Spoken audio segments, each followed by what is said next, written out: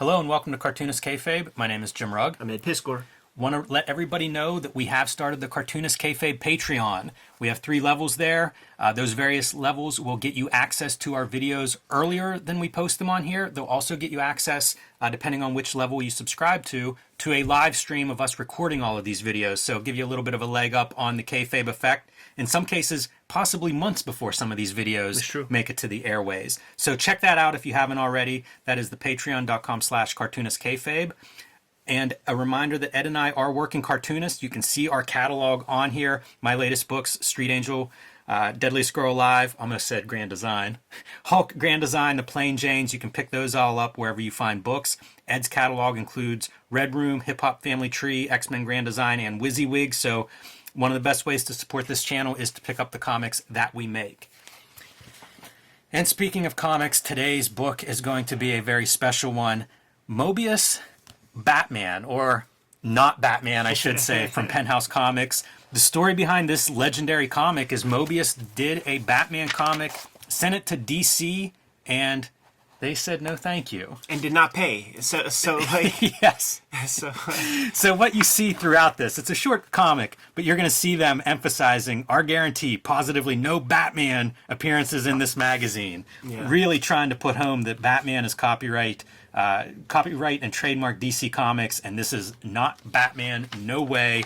So playing it safe, or at least as safe as you can be with what looks a lot like Batman to me. Yeah, well, thankfully, there's copyright information on the bottom of every page. Yes. And they call him, like, see, this is a great Kurtzman stroke with the asterisks, because there was a great Goodman Beaver comic where Goodman meets Sperm Man, and it's just asterisks in different places at any time.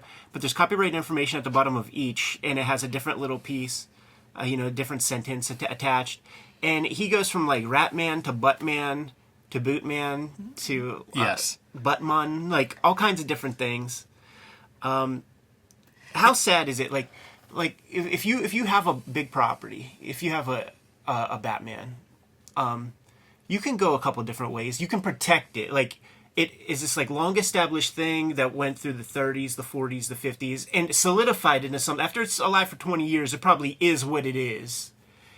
And so those characters, those properties are kind of held in time. They're lost in time. And you could choose to do that and maybe like leak a little bit of like a Dark Knight Returns can happen that you like maintain big control over. Or you could go ham and like let creators come in and do like their ultimate comic. But they never allow that. And for those reasons, like we never got like a lot of potentially great comics because they're so rigid. But what happens as a consequence of that is when you see a Superman movie where he kills people, it feels weird. It's corny. Like it doesn't work that much. Or how come you could do that in the movies, but you can't like let that kind of shit happen in a comic? We've been really critical of the American comics industry, I feel like the last couple of months. Yeah. And I think this fits into that criticism. Like when a guy... I don't know who else is like Moebius, but if Moebius shows you a comic and you're Marvel or DC, you say yes. and you find a way to not publish it, yes, I really question your integrity as a publisher. There has to be somewhere, you have to be flexible enough that somewhere Moebius comic, when he comes to you with it, you can find a way to publish it. It's Moebius. This is not Jim Rugg comic coming up to you. This is Moebius. There are maybe 3 dudes on Earth with that kind of stature in comics. Like we're gonna have to get Paul Levitz on the channel. Wild to me to think that you as a publisher go, Moebius, thanks for the submission, but no thank you. Right. I mean, that's unfathomable. Yeah. Like you get to own it. Like you guys could monetize that, and who knows? You might get out of that Moebius comic.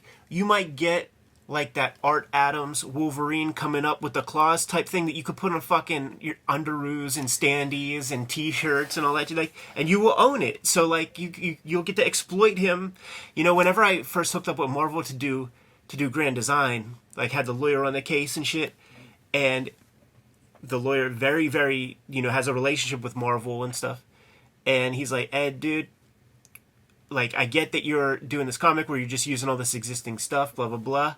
but Frog and Scorpion, they will find a way to fuck you somehow. Like you will be fucked for sure, and it's their nature, you know. It's their nature, and the blemish on the record, the idea that like you have to say that like you turned Mobius down is a blemish. It's not a virtue. That doesn't make you a baller. That's not a flex that you're like, I turned Mobius down. You only look stupid. Yes.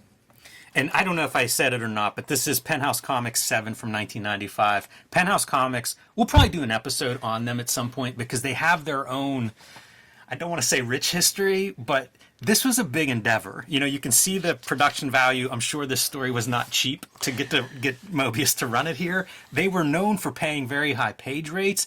They have a tragic story of the editor-in-chief committing suicide that we covered in a Wizard magazine news item. And I don't know details about that any further than what I just said, but they have this history is what I'm suggesting in the mid-90s of putting out some, at the very least, interesting comics. Was it not magazine sized? There is magazine size, and in fact, I have the magazine size of #1, and I found this is comic book size for everybody. I found the comic book size #1, same comic, same thing. So I don't know if those were distributed differently or if they changed course after a couple issues. There are a lot of magazine size issues. So you can see what they're going for too, because this is that Louis or Luis Arroyo guy doing this like Batwoman chick, and he was at this time certainly he was like a premier heavy metal cover painter.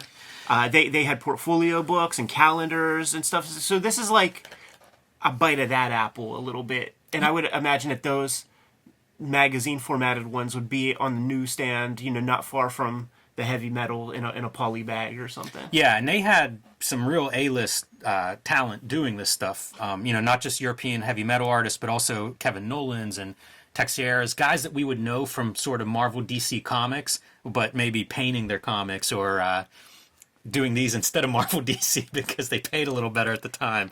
So again, an interesting bit of comics history there from the 90s, and one that we'll look into. I have a few issues, but I just don't see them often, you know? A patron in the chat room said, DC said no to Mobius. It'll take me a while to digest that. DC said no, ellipsis, to Mobius. That might be the title. It might be. It might be. That's a good title, yeah. But it is astounding to me. Like, again, this is, you know, I don't know who else is even on a Mobius list, you know, in terms of stature as a cartoonist.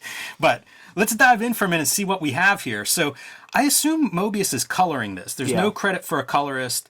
And, you know, you can see some of this stuff is edited. I think clearly that R is not his hand, is my guess. And there's like little shading on that R that's different than the rest of it. Yeah. But the majority of what we're seeing here, I think, is clearly Mobius. Yeah. From what I understood, sensibilities. It was like it was more like a pitch. Like it wasn't a very finished thing that he submitted to DC. So, I mean, maybe that R is changed or whatever. But I think this artwork was tightened up for this. It's so funny too. Batman against Depressed Man. That's a pretty good summary of like the whole Batman mythos, in my opinion. It is, and it's in here. He captures it pretty well. It's the outlaws. It's the people who make the bootlegs that understand the character better than these corporate guys writing these comics. Yeah, they really do. But you know why? Because there's no chilling effect involved. Like if one of these Batman writers or a Spider-Man writer, if they were to stretch themselves a little bit, they know that the editors will stop them in their tracks. Right. And it would be an impossibility. So you do that a couple times, and then you're out the door. Yeah, because the editor doesn't want to have to call you every issue and tell you, no, you can't do this. You're wasting time. So it has to exist on the fringes like this to like really explore the character in a good way. The best they could do is like Dark Knight Returns, and that still had to be altered from like the super fascistic ending that it was supposed to be. It was Batman as Genghis Khan basically at the end, but you know that had to be switched up. So Batman catches our burglar in the act, but before he can take him down, let me change into my special outfit. Right. Which again feels very on point. Like it's that's almost a jab at the whole superhero setup. Yeah, the humor of it makes you wonder if like Mobius's only real experience with Batman was Adam West. Mm-hmm. It's funny how that the essence of Batman is in there. The interpretation is certainly, wonky and silly and things, but the essence is kind of there. It's You true. know, a grown man dressing up this way and interacting with other people in their costumes. This is the famous image. This is like the money shot from this comic. This is the one. I mean, this has to be the one in our thumbnail, I would say. But you look at the geometry of that.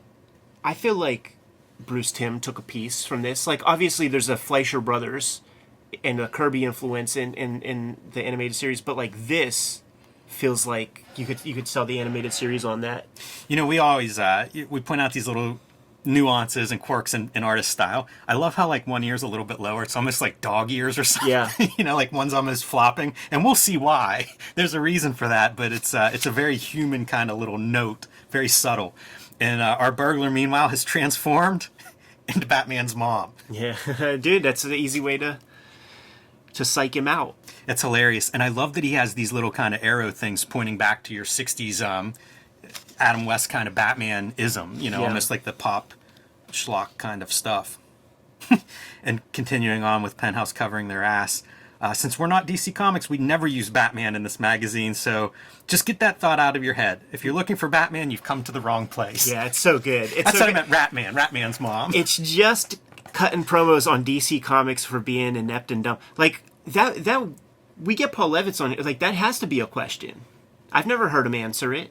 Yes. He's a smart guy too. Like, he'll have a good answer. Yeah, and it's amazing to think if this is, pitch for a longer idea, and you say no. That's even more damning. It is. So you run through our little bit of, Freudian superhero interpretation here as our mom is scolding him, and take off your pants. You know the punishment. And look at him. He's like turning human. It's like fully impotent, and then it becomes Little Charlie Brown. Yep. And then the ears are a part of it. Like the psychology of it. It's sound. It is. Yeah, I think that's a little bit of your Frenchman in there, thinking this through. Totally. And he's removed from our kind of experience with the character. Like, he probably the majority of his interaction was probably the motion pictures and the videos and stuff like that. And a guy like this who makes comics at this level, where his bros are like Otomo and like Miyazaki and like Philip Droulet, like, it's the highest echelon of comics. So when he sees a fucking monthly Batman comic, I'm sure he wipes his ass with it, no matter who draws it. I'm sorry to tell you guys, but like, anybody who draws that stuff pales in comparison to dudes who operate at this level. I got to read another one of these Please. Penthouse notes. Please. Of course, another dead giveaway that this is not Batman is the fact that Mobius is drawing it. DC Comics has no Batman, copyright and registered 1995, stories by Mobius.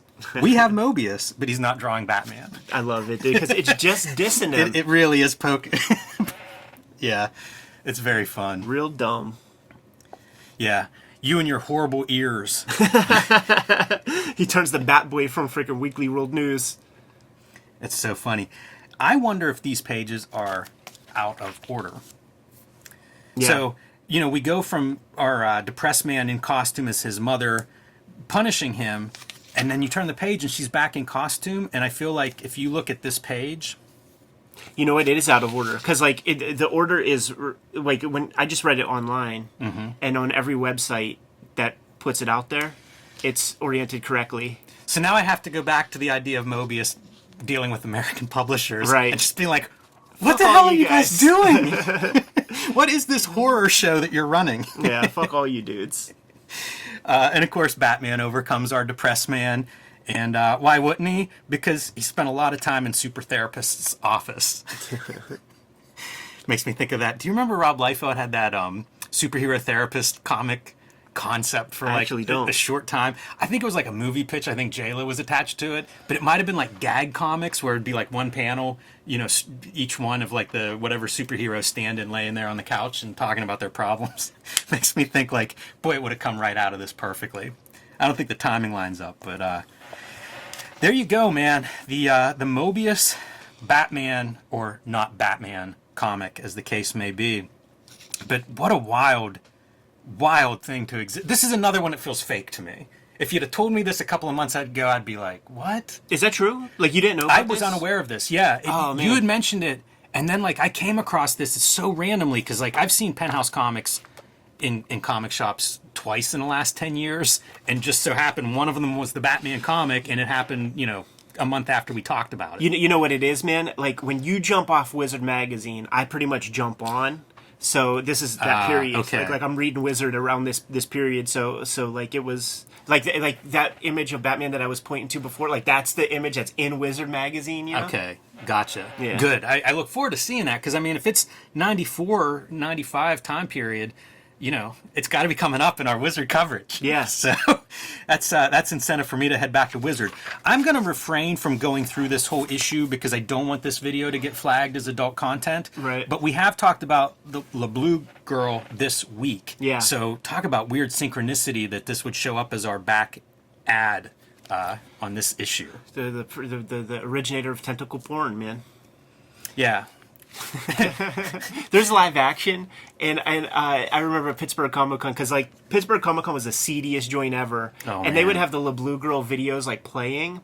So when like the tentacle would like insert, they would erect like a special effects like insert of like the inner guts and stuff, and just like shoot this video of like this tentacle moving back and forth inside like this pink like apparatus, and that would be like the video.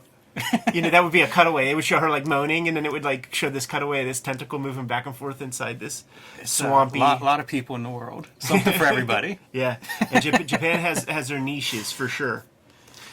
Awesome stuff, man. You good to go, Jim? Yes, I am. Kayfabers, we have that new Patreon, and depending on the level of your participation, you're going to get all the videos before anybody else gets them. Cuts down on the kayfabe effect in a dramatic way. Like, follow, subscribe to the YouTube channel, hit the bell so that we can notify you when new vids are posted to Gen Pop. What Very good. What do you have out there, Jimmy? Street Angel, Deadly Squirrel Live is back in print after almost a year, so no excuse not to have that on your bookshelf. The Plain Jane's available everywhere books are bought and sold. And Hulk Grand Design, the comic books are available now. The collection is coming soon from Marvel. And join me on my own Patreon, patreon.com/JimRugg, where you can see a lot more of my comics and original art, and you can download some of my out-of-print zines and mini-comics. Red Room Trigger Warnings, Red Room the Antisocial Network, Murder on the Dark Web for Fun and Profit is the name of the game in Red Room Comics. Every issue completely self-contained, so each trade paperback is 4 complete stories. I'm working on the 2023 round of Red Room Comics as we speak. Go to my Patreon to read those comics before they see the light of day on paper.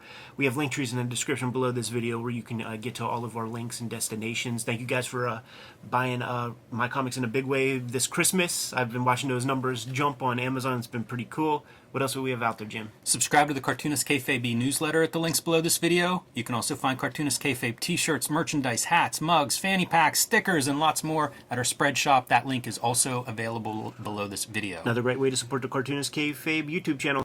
Jimmy, give them those marching orders so we can be on our way. Read more comics.